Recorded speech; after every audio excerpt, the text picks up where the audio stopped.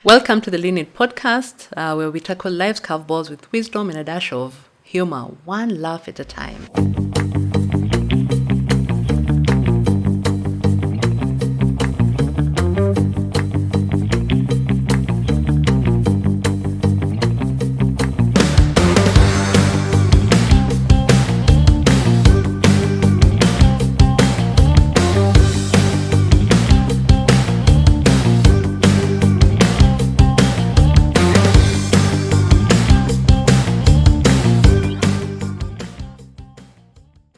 In this episode, we're going to be talking about the beauty and pains of new beginnings. So every one of us is dealing with a new beginning in their life. And I, just like all middle-aged humans, have had to deal with my fair share of new beginnings. And I have realized as I've grown older, new beginnings have become more and more scarier for me. When I was young, and I've seen with my kids, the younger you are, the more daring you are. It's almost like you don't have a sense of danger.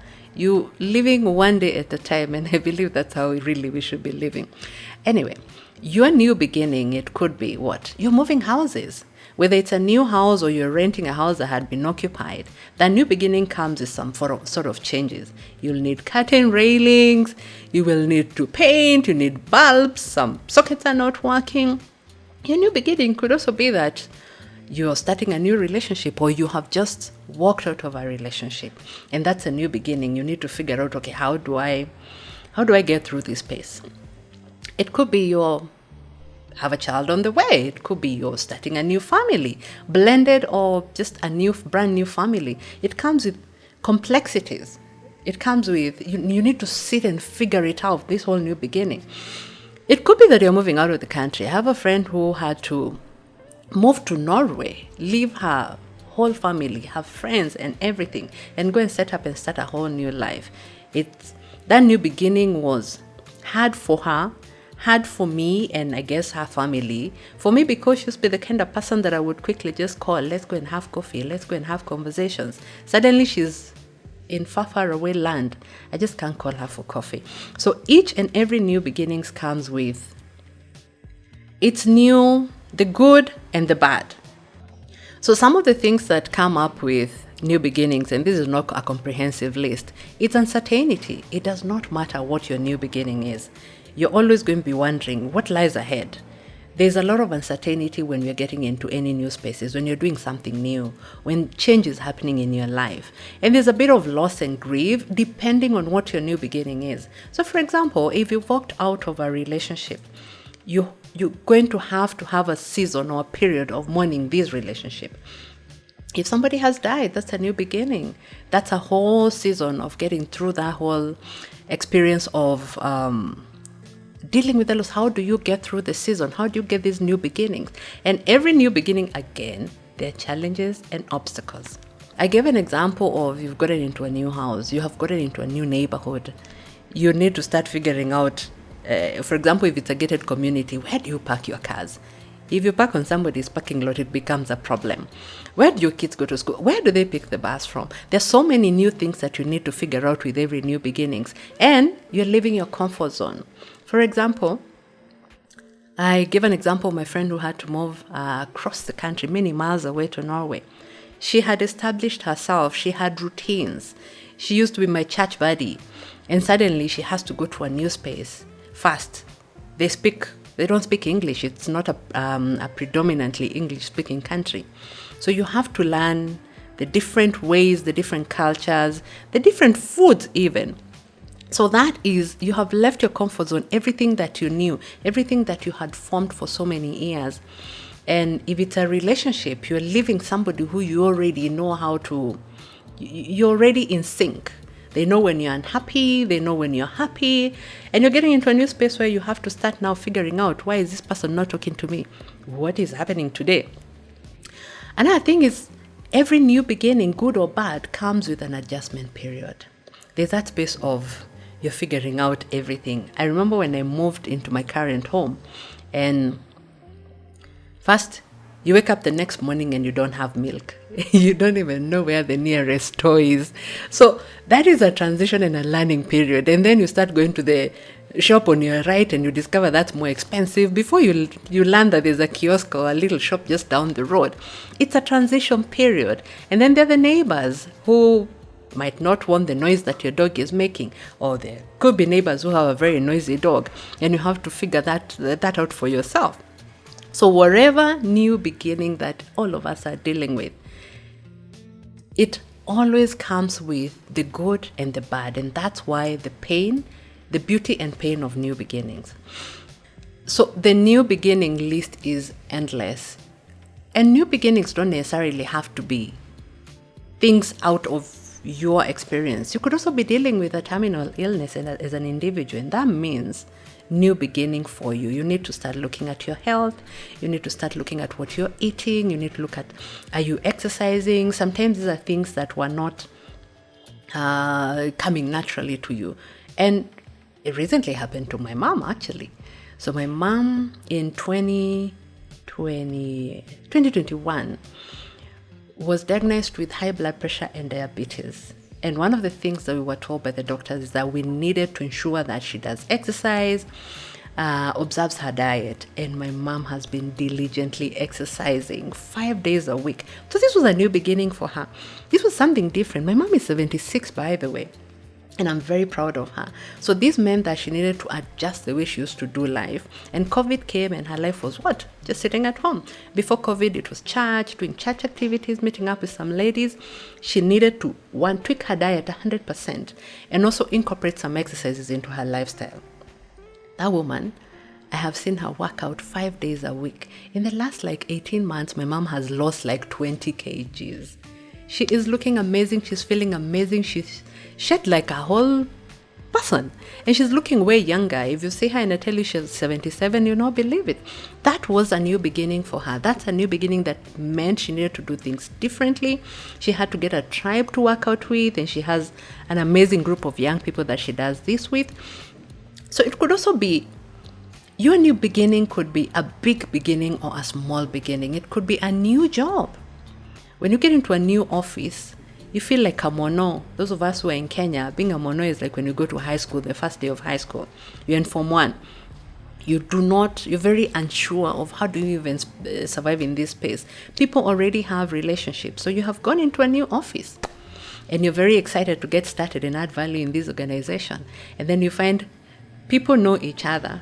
People already have little groups. You don't know where to fit in and you don't even know how to fit in.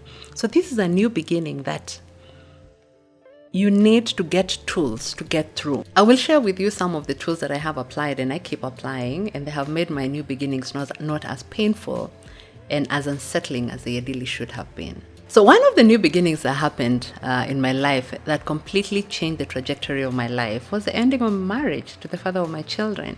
This is a person I had known since I was 19. So I had spent 20 years of my life with this person. Backtracking a little bit, this came on a backdrop of a very restless period in my life. I was at a point in my life where I kept feeling like something needed to change. I was seeking change. I was looking for change. And, well, I didn't realize the change that was going to come was going to be my marriage. Away? So, I had been with this person for 20 years. I do not regret, though, because it was an amazing journey, beautiful journey. And out of that, I got 3 amazing human beings, my children, that I would absolutely do anything for. And they give me reason for life, really.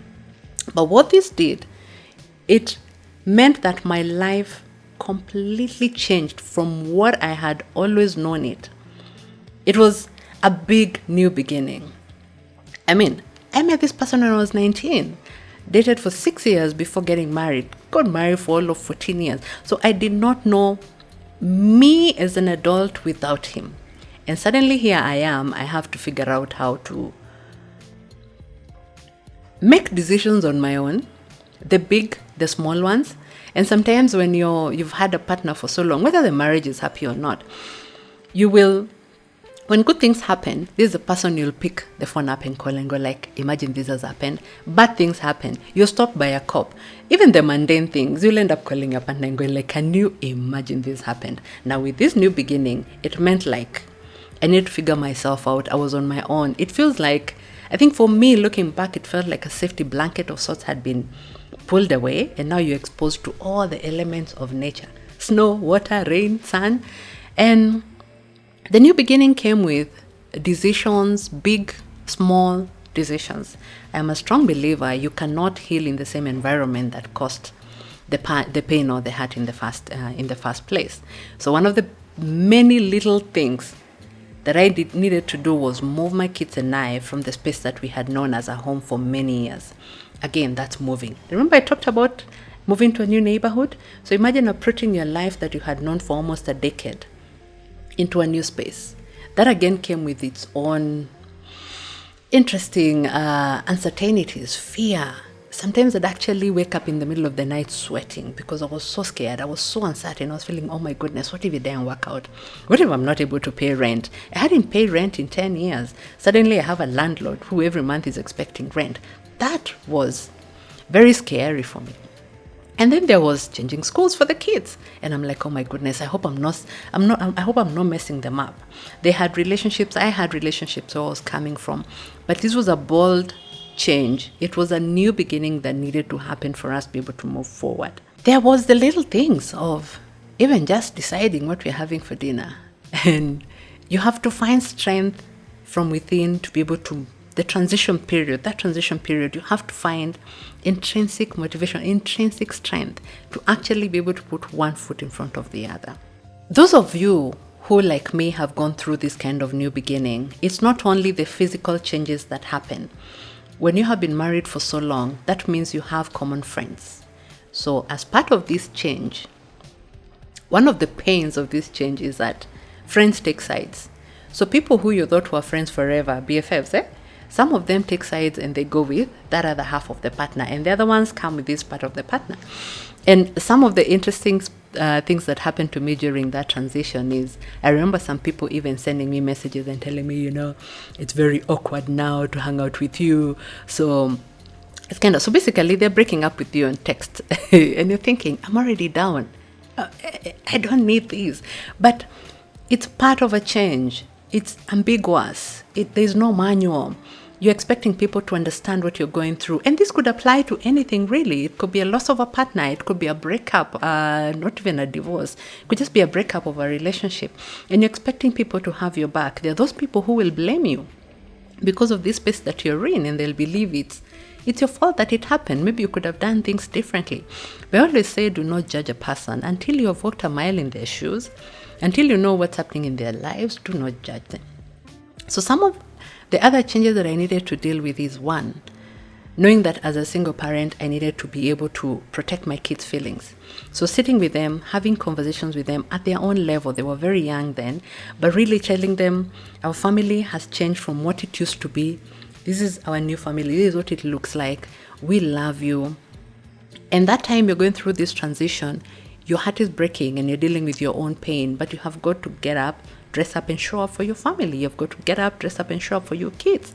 So that was the pain. What was the beauty of this whole thing, you may ask? Because it's very painful. Divorce or breakups, death, all those things, they're very, very, very painful. But for me, on the flip side, what I can say was I got out of this space. I got out of this situation is I was able to find a girl I lost in college. A girl who had her spark, a girl who was really happy, a girl who used to be very confident, a girl who used to value the way she looked. So during this period of the marriage bit, when it started becoming unhappy, and we both could tell it was unhappy, I became very unhealthy. I eat my emotions, so that meant I added quite a lot of weight.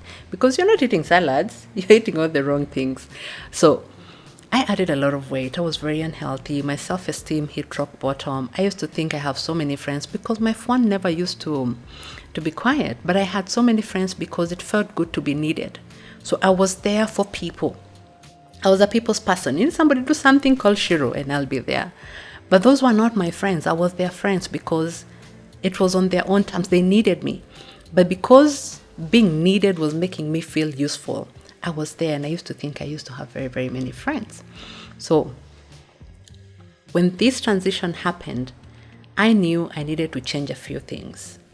And some of the friends some of them just fell off.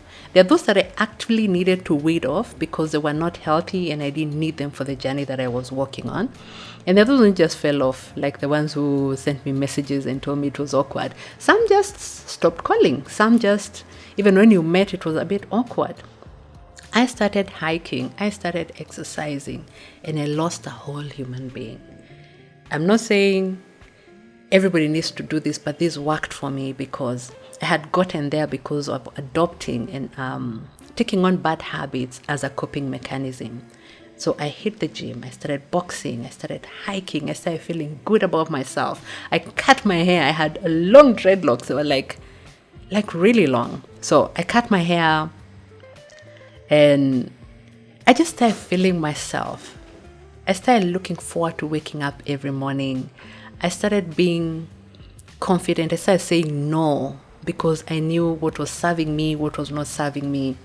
And I ended up with relationships that mattered. It was extremely painful, by the way, the shedding off of the friends, because some of them were people that I held very close, very dearly. I thought they were very dear to me. And I thought these were people we would grow old with. And some of the things that I used to even worry about is when my kids are getting married, who's going to speak at the wedding. As in, I'm worried about kids who are like 9 years old. I'm thinking maybe in their 30s, maybe they'll even never get married. I hope they get married and have kids.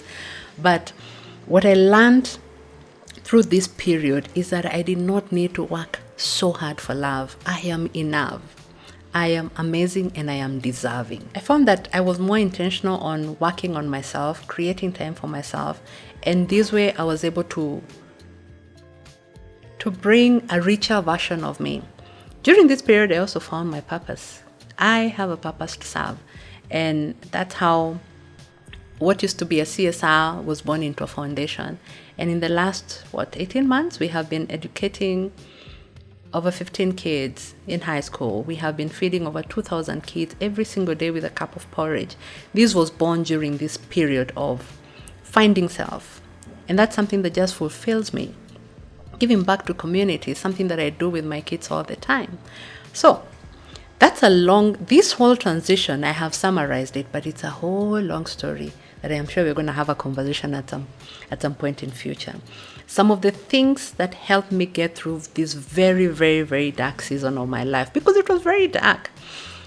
One of them was leaning very seriously on prayer. So my family is very prayerful. So I had my mom and my aunties and my sister who would call me every day and pray on me and pray for me even when I couldn't be able to pray. And that really helped because I started feeling hopeful. Then there was also one amazing pastor friend who kept coming and telling me, you know what, you've got these. He helped me learn how to pray the word of God. You pray scripture. And that worked. It helped me. And it reminded me that truly God had my back. Before I was even born, he knew I was there. And so I was busy worrying about a life that God already has curated and he knows how it's going to go. And another one was therapy, really. I had been in therapy even before this big transition. 2 years before, I just started going through therapy because I knew something was off. So I had been in therapy for like 4 years back to back. I am a big ambassador to therapy because I saw how it moved me from that very dark space to a space that I did not even know existed, to a very beautiful space, a space where I'm very self-aware. I'm still working, by the way. Don't think I've gotten there yet. I'm still on the journey because it's not like a sprint. It's a marathon because we're evolving, we are growing. So therapy really did work for me, and it's something that I still do. I believe therapy is like the way we take our car to the garage. After 5,000 or 11 or 10,000 kilometers, depending on the oil that you have put in your car, you need to go and have it checked again. So as human beings, you can imagine all the challenges that we have to deal with on a daily basis as a parent, as a single parent, as an employer, as an employee, as a friend, a sister. Sometimes there's so much noise and you need to get a space where you can just go and unpack it. So you need to get into a space. You need to find a space where you can unpack, a space where you can truly be naked and deal with whichever life is throwing at you at that, whatever curveballs life is throwing at you at that particular point.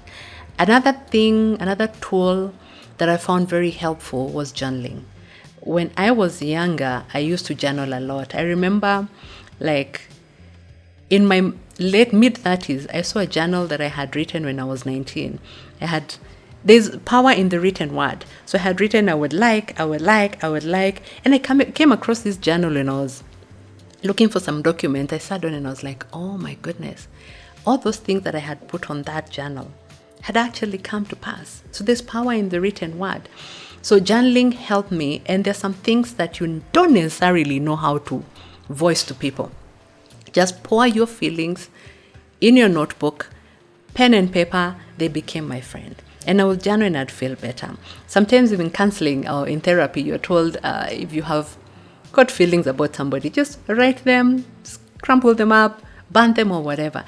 I believe that's what journaling does to you. You just get a place, an outlet to just put in all your feelings and everything. So something else that worked for me, remember I had formed the habit of exercise, so I kept that one up. So whenever you exercise, you have the feel-good hormones flowing. I found it that if I worked out in the morning, I would have such a beautiful day. I'd be full of energy that day. So I kept up with the exercise, and that really, really helped. Not only did I end up looking really good and feeling good about myself, I was able to sleep. I was able to win off depression. I was able to bring a happier person. I was able to be a better parent to my children. I was a better friend. I was a better daughter. Another big one is, what is your support system? So remember, most of the people fell on the wayside, but I left with people that I can count on the hand. There are those ones who walked with me that journey, and after that, I guess their season was over. They also fell off, but I'm super grateful, forever grateful that they were there. There's somebody I would call and I'm in traffic and I'm breaking down, and they'd be like, it's fine, let's cry. Sometimes they'd even cry with me, and she's not even in the country. Another one I'd call and I'm like, you know what, I've had such a crappy day. And she'd be like, I'm going to be in your house in 30 minutes. So you need a tribe around you when you're going through changes. And you will not find one person who is everything. If you have that one person who is everything to you, then you're very lucky. But you might need a tribe of a few very trusted friends who you can bare your soul to, who you know will not judge you, who you know have got your back. They're well intended. And I thank God that I had that. It helps to know that you have your 5 people, your 6 people that you can really bare your soul to. You can count on them. They have your back. And you can call them at whatever time in the middle of the night, and they will answer, and they will come and just be there. Sometimes you might just need somebody to take your kids for a day or for the weekend. You need to know that you have a supportive tribe. I had that, and I'm very grateful that I did that. What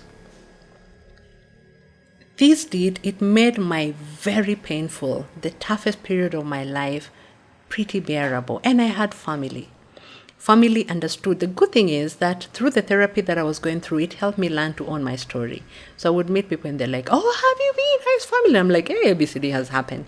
That helped, because when you own your story, it does not own you. When you own your story, you take away the shame and you're able to move on past where you would otherwise get stuck. Another thing you always need to know, it's always darkest before dawn. Also remember that everything that has a beginning has an end. What I found that worked for me and still works for me to date is taking one intentional step at a time. I just need strength to get through today. I need strength to get through this task. That has helped. One day at a time. Everything that has a beginning has an end, and you got this. You are enough and you can do it. I do wish you well in your new beginnings. Whatever your new beginning is, it could be as big as mine was. It could be a smaller kind of new beginning. Just find what works for you. Find coping mechanism for yourself and for your family, for your loved ones. Find a tribe around you. Make it work, and you got this. Let me know what your new beginnings are. Give us your remarks on how we can make this better. Like, share, comment, subscribe. Look forward to seeing you on the next podcast.